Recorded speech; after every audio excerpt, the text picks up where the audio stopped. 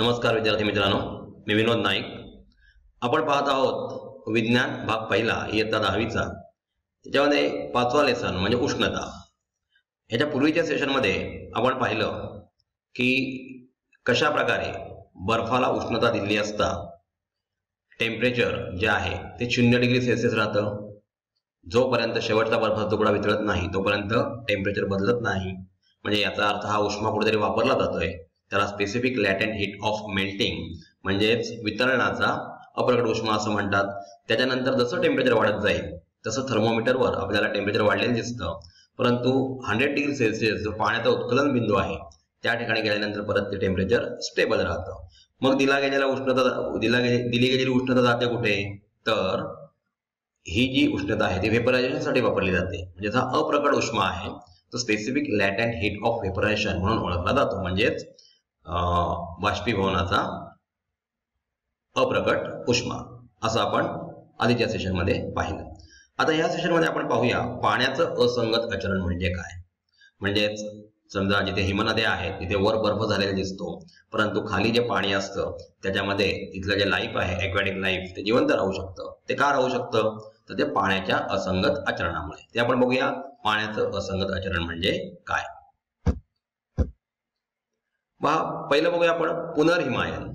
बर्फाचा गोळा तयार करताना तुम्ही पाहिले असेल बर्फाचे 2 तुकडे घेऊन एकमेकांवर दाबून धरल्यास काही वेळाने ते खडे एकमेकांना घट्ट चिकटतात. हे कशामुळे घडते लक्षात घ्या विद्यार्थी मित्रांनो. आपण बर्फगोळा चौपाटीवर जाऊन खाल्लेला आहे. आता बर्फगोळा करताना तो जो व्यक्ती आहे तो पहिला बर्फाचा तुकडा प्रथम तो त्याचा बारीक किस तयार करतो आणि त्याच्यानंतर त्याच्यामध्ये एक काडी घालून त्याच्यावर तो प्रेशर अप्लाय करतो. म्हणजे त्याच्यावर प्रेशर अप्लाय केल्यानंतर परत एकदा त्याचं सॉलिड मध्ये रूपांतर होतं. ह्याला बोलतात पुनर्हिमायन म्हणजे रिगेलेशन. त्याच्यानंतर आपण फ्रीज मध्ये बर्फाचे 2 आईस क्यूब काढून जर एकमेकावर जोरात दाबले तर ते एकसंध होतात. मग ते एकसंध का होतात, तर अशा प्रकारच्या प्रक्रियेला पुनर्हिमायन असं म्हटलं जातं. याच्यासाठी आपण एक एक्सपेरिमेंट बघूया की कशा प्रकारे बर्फाच्या लादीवर एक धागा ठेवलेला आहे किंवा दोरा ठेवलेला आहे आणि 2 कडून वेट दिलेला आहे. त्याच्यानंतर सुद्धा त्या बर्फाचे 2 तुकडे होत नाहीत का, तर त्याला कारण आहे पुनर्हिमायन म्हणजे रिगेलेशन. तर तो प्रयोग आपण पुढल्या स्लाइडमध्ये बघणार आहोत. इथे पहा एक बर्फाची लादी ठेवलेली आहे, त्याच्यानंतर 2 बाजूला 2 वजनं ठेवलेली आहेत. आता काय होईल, तारेच्या दोन्ही टोकास समान वजने बांधून बर्फाच्या लादीवर ठेवल्यास इथे तार वापरलेले विद्यार्थी मित्रांनो हळूहळू बर्फाच्या लादीत खोलवर जाते. काही वेळाने बर्फाच्या लादीतून बाहेर पडते. लक्षात घ्या, ही तार बाहेर पडते परंतु आपल्याला वरच्या बर्फाचे 2 तुकडे झालेले दिसणार नाही. कारण तार जशी जशी खाली जाते तसं वरचं जे पाणी आहे त्याच्यावर त्याचं संगणन होऊन परत एकदा त्याचं बर्फामध्ये रूपांतर होतं. म्हणजेच याच्या प्रकारे सुद्धा बर्फ तुटत नाही. दाबामुळे बर्फाचे वितळणे व दाब काढून घेतल्यास त्याचा पुन्हा बर्फ होणे. म्हणजे पहिलं वितळणं झालं, ती तार जी आहे ती दाब अप्लाय करत गेली, प्रेशर अप्लाय करत गेली, त्याच्यामुळे ती वितळत गेली आणि ती तार खाली गेली. परंतु परत एकदा दाब काढून घेतल्यामुळे त्याचा परत बर्फ झाला. म्हणजे हे पुनर्हिमायन असं ह्याला म्हटलं जातं. म्हणजे रिगेलेशन झालं असं ह्याला म्हणू शकतो.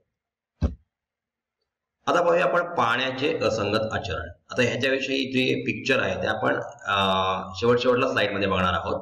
पाण्याचे असंगत आचरण म्हणजे एनॉमलस बिहेवियर ऑफ वॉटर. सर्वसाधारणपणे द्रव मर्यादित तापमानापर्यंत तापविल्यास त्याचे प्रसरण होते व थंड केल्यास त्याचे आकुंचन होते. आपण बघितलेलं आहे द्रव जसं आपण तापवत जातो कोणताही द्रव तसं त्याचं प्रसरण होत जातं आणि त्याच्यानंतर जर आपण त्याला थंड केला तर तो परत कॉन्ट्रॅक्ट होत जातो म्हणजे त्याचं आकुंचन होत जातं. परंतु पाणी वैशिष्ट्यपूर्ण व अपवादात्मक आचरण दाखवते. म्हणजे ही ऑप्शनल केस आहे. बघा पाण्यामध्ये काय होतं की 4 अंश सेल्सिअस तापमानाचे पाणी होईपर्यंत त्या पाण्याचे आकारमान सर्वात कमी असते.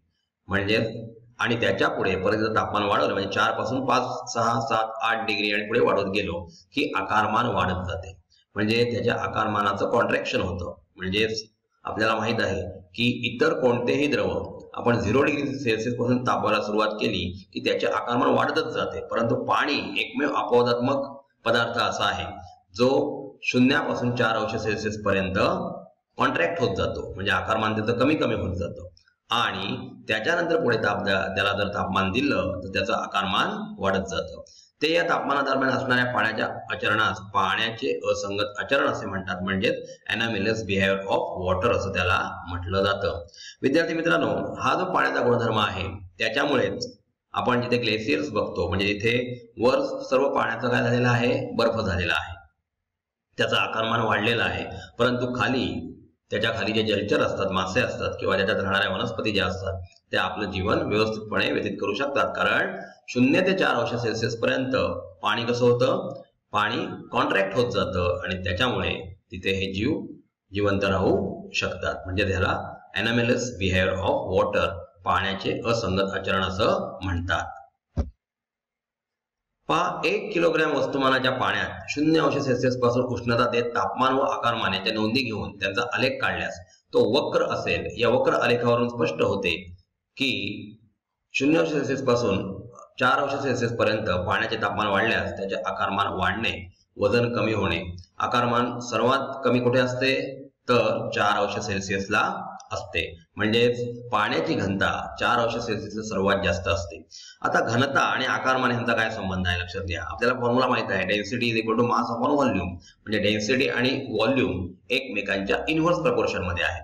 म्हणजे जर 4 अंश सेल्सिअसला त्याचं आकारमान सर्वात कमी असेल तर डेन्सिटी आणि आकारमान तुम्हाला सांगितलं त्याप्रमाणे घनता आणि आकारमान एकमेकांच्या विरुद्ध असेल तर घनता जिथे कमी तिथे आकारमान जास्त. इथे आकारमान कमी होते 4 अंश सेल्सिअसला, म्हणजे इथे घनता सर्वात जास्त असायला हवी. इथे बघा आपल्याला एक ग्राफ दिसतोय, याच्यामध्ये आपण पाण्याचे तापमान आणि आकारमान यांचा आलेख काढलेला आहे. बघा तापमान आपण 0 पासून वाढवत गेलो आहोत 4 अंश सेल्सिअसला. तो ग्राफ तुम्हाला वरून खाली येताना दिसतोय. आकारमान बघा कमी कमी होत चाललेला आहे. म्हणजे 4 अंश सेल्सिअसला ह्याचं आकारमान सर्वात कमी असतं, म्हणजे इथे त्याची डेन्सिटी सर्वात जास्त असायला पाहिजे. याचं कारण काय तुम्हाला सांगितलं त्याप्रमाणे डेन्सिटीचा फॉर्म्युला आहे डेन्सिटी बरोबर मास अपॉन व्हॉल्यूम. म्हणजे डेन्सिटी आणि व्हॉल्यूम एकमेकांच्या इन्व्हर्स प्रपोर्शन मध्ये आहेत. म्हणजे इथे आकारमान जर कमी असेल तर त्याची डेन्सिटी म्हणजे घनता सर्वात जास्त असते. आणि त्याच्यानंतर बघा या ग्राफवर जसं टेम्परेचर वाढत गेलं तसं परत एकदा आकारमान जे आहे ते वाढत गेलेलं आपल्याला इथे दिसतंय. आता आपण बघूया होपच्या उपकरणाने पाण्याचे असंगत आचरण कसे असते याचा आपण इथे अभ्यास करणार आहोत. हे होपचं उपकरण पुढल्या स्लाइडमध्ये तुम्हाला दिसणार आहे. पाण्याचे असंगत आचरणाचा अभ्यास होपच्या उपकरणाच्या सहाय्याने करता येतो. होपच्या उपकरणात धातूच्या उभट नळकांड्यास मध्यभागी पसरट गोलाकार भांडे जोडलेले असते. आता याची डायग्राम आपण पुढल्या स्लाइडमध्ये पाहणार आहोत की कशा प्रकारे जे धातूचं नळकांड आहे त्याला मधल्या भागामध्ये पसरट भांड जोडलेलं आहे, त्याच्यामध्ये बर्फ ठेवलेला आहे. आता बर्फ ठेवल्यामुळे काय होईल ते आपण आता इथे पाहणार आहोत. उभट नळकांड्यास पसरट भांड्याच्या वर T2 आणि खाली T1 तापमापी जोडण्याची सुविधा असते. बघा जे पसरट भांड आपण ज्याच्यात बर्फ ठेवलाय, बर्फ आणि मीठ यांचं मिश्रण ठेवलेलं आहे. कारण मीठ हा एंडोथर्मिक रिएक्शन दाखवतो, तो बर्फ जास्तीत जास्त काळ तिथे टिकून ठेवायला पाहिजे आणि म्हणून तिथे मीठ वापरलं जातं. त्याच्या वरच्या भागात जे थर्मोमीटर आहे त्याला T2 जिथे टेम्परेचर आपण मोजू आणि खालच्या भागात जे थर्मोमीटर आहे त्याला T1 टेम्परेचर आपण तिथे मोजण्याची सुविधा दिलेली असते. आता हे उघड भांड जे आहे मध्ये त्याच्यामध्ये आपण पाणी भरलेलं आहे आणि पसरट भांड्यात बर्फ आणि मीठ यांचं मिश्रण म्हणजे ह्याला गोठण मिश्रण असं म्हणतात, फ्रीजिंग मिक्सचर असं म्हटलं जातं. त्याच्यामुळे बर्फाचं पाण्यात रूपांतर व्हायला उशीर लागतो. म्हणजेच का तर तुम्ही सांगितलेलं आहे सोडियम क्लोराईड म्हणजे मीठ हे एंडोथर्मिक रिएक्शन दाखवतं, म्हणजे हीट ऍब्झॉर्ब करून घेतं आणि जास्तीत जास्त वेळ बर्फ टिकून ठेवण्याचं काम करतं. इथे पहा हे होपचं इन्स्ट्रुमेंट आहे. तुम्हाला सांगितलं त्याप्रमाणे एक मध्ये नळकांडी आहे ज्याच्यामध्ये आपण पाणी भरलेलं आहे आणि बाजूला पसरट भांड्यामध्ये बर्फ ठेवलेला आहे. वर जे टेम्परेचर तुम्हाला दिसतं ते T2 म्हणून मोजलं जातं आणि खाली जे आहे ते T1, तिथे 4 डिग्री सेल्सिअस तापमान दाखवलेलं आहे. पुढे जेव्हा आपण ग्राफ बघणार आहोत त्या ग्राफवरून आपल्याला कळेल की कशा प्रकारे टेम्परेचर वर खाली होतं. तुमच्या टेक्स्टबुक मध्ये सुद्धा अशा प्रकारची डायग्राम तुम्हाला दिसेल, त्याचं एक्सप्लेनेशन. हा ग्राफ अशा प्रकारे का जातो तो आपण पुढे बघणार आहोत. म्हणजेच बघा जेव्हा तो जो बर्फ आहे त्याच्या सानिध्यात जे नळकांड्यामधलं पाणी येईल त्याला तापमान कमी झाल्यामुळे त्याचं बर्फात रूपांतर होईल. म्हणजे 0 ते 4 अंश सेल्सिअस पर्यंत गेल्यानंतर त्याची सर्वात जास्त घनता तिथे असेल कारण त्याचा आकारमान सर्वात कमी होईल आणि घनता वाढल्यामुळे आपल्याला माहित आहे लोखंडाचा तुकडा आपण पाण्यात टाकला की तो पाण्यात बुडतो. याचं कारण का तर तिथे लोखंडाची घनता जास्त असते आणि म्हणून ती तळाला जाते. त्याप्रमाणे 0 ते 4 अंश सेल्सिअस पर्यंत टेम्परेचर गेल्यानंतर तिथे आकारमान कमी कमी होत जातं बर्फाचं आणि तिथे त्याची घनता वाढते. घनता वाढल्यामुळे तो खाली जातो आणि त्यामुळे खालचं पाणी जे आहे ते पहिल्यांदा आपल्याला कमी कमी टेम्परेचर दाखवत नेणार आहे. त्याचा ग्राफ आपण पुढे बघणार आहोत. इथे पहा विद्यार्थी मित्रांनो की T2 म्हणजे वरचं टेम्परेचर आणि T1 म्हणजे खालचं टेम्परेचर. T2 टेम्परेचर बघा खाली येताना खूप हळूहळू खाली येताना दिसतंय आपल्याला आणि T1 टेम्परेचर पटकन खाली जातं. याचं कारण T1 म्हणजे खालची तापमापी जी आहे, थर्मोमीटर जो आहे तो तिथे बर्फ तयार झाल्यामुळे त्या पसरट भांड्याच्या खालच्या पाण्याचं टेम्परेचर पटकन खाली पडतं. ते 4 अंश सेल्सिअस पर्यंत आल्यानंतर त्याच्यानंतर T2 टेम्परेचर जे हळूहळू आता तिथे 4 अंश सेल्सिअस नंतर पुढे अजून टेम्परेचर वाढणार आहे, 5 अंश सेल्सिअस, 6 अंश सेल्सिअस आणि तिथे परत एकदा आकारमान कसं होणार आहे, वाढणार आहे. म्हणून हा झालेला बर्फ परत वर जाणार आहे आणि त्याच्यामुळे वरचं टेम्परेचर आता पडायला सुरुवात होते. म्हणजे T2 आपल्याला कमी झालेले इथे दिसते. दोन्ही टेम्परेचर जेव्हा एकमेकांच्या जवळ येतात तेव्हा इथे T2 जे पहिल्यांदा काय झालं होतं, हळूहळू खाली येत होतं, ते आता पटकन 0 डिग्री सेल्सिअसला गेलेला आपल्याला दिसतंय. म्हणजे वरचं टेम्परेचर सर्वात पहिलं 0 डिग्री सेल्सिअसला जातं, म्हणजे वर बर्फ तयार होतो आणि याच्यामुळे खालचे जे जलचर असतात, जे खालच्या भागामध्ये पाणी आहे आणि तिथलं टेम्परेचर खूप हळूहळू बघा T1 टेम्परेचर जे आहे ते खूप हळूहळू कमी होत चाललेलं आहे आणि यालाच पाण्याचं असंगत आचरण असं म्हणतात. ते होपच्या इन्स्ट्रुमेंटद्वारे आपण इथे बघितलेलं आहे. तर होपच्या इन्स्ट्रुमेंटचा जो प्रयोग आहे तो आपल्याला व्यवस्थित बाय हार्ट करायचा आहे. याचं कारण एक्झाम मध्ये अशा प्रकारचे क्वेश्चन तुम्हाला विचारले जातात. बाजूला बघा पहिलं टेम्परेचर कुठलं, T2चं कमी झालेलं आहे सर्वात फास्ट आणि म्हणून वर बर्फाचा थर तयार झालेला आहे. परंतु खाली दुसरं टेम्परेचर जे आहे ते टेम्परेचर आपल्याला हळूहळू कमी झालेलं दिसतं आणि म्हणून खाली जलचर त्याच्यामध्ये तरंगताना किंवा ज्या वनस्पती आहेत त्यांचा सुद्धा म्हणजे ॲक्वॅटिक लाईफ इथे सर्व्हाइव्ह होऊ शकतं हे आपल्याला दिसतं. हे कशामुळे शक्य होतं, तर पाण्याच्या असंगत आचरणामुळे म्हणजेच एनाम्युलस वेअर ऑफ वॉटरमुळे अशा प्रकारची शक्यता निर्माण होते. आता बघा पाण्याच्या असंगत आचरणाच्या आधारे खालील विधाने कशी स्पष्ट करा. आता ही विधाने आपल्याला स्पष्ट करायची आहेत. बघा थंड प्रदेशात वातावरणाचे तापमान 0 डिग्री सेल्सिअस किंवा त्यापेक्षा कमी होऊन सुद्धा तेथील जलीय सजीव जिवंत राहतात. आपण आधीच्या डायग्राम मध्ये बघा तो ग्राफ आणि बाजूला ते बघितले मासे आणि इतर ज्या वनस्पती आहेत त्या कशा प्रकारे जिवंत राहू शकतात, कारण वरचं टेम्परेचर कमी झाल्यामुळे वर बर्फ तयार होतो आणि खालची सजीवसृष्टी जिवंत राहू शकते. हे त्याचं उत्तर आहे. थंड प्रदेशात हिवाळ्याच्या कालावधीत पाणी वाहून नेणारे नळ फुटतात व खडकांना भेगा पडतात, कारण बर्फ इथे प्रसरण पावत जातो. प्रसरण पावल्यामुळे धातूमध्ये ते तडा निर्माण करतात आणि अशा प्रकारे थंड प्रदेशात खडक किंवा नळ फुटलेले आपल्याला दिसतात.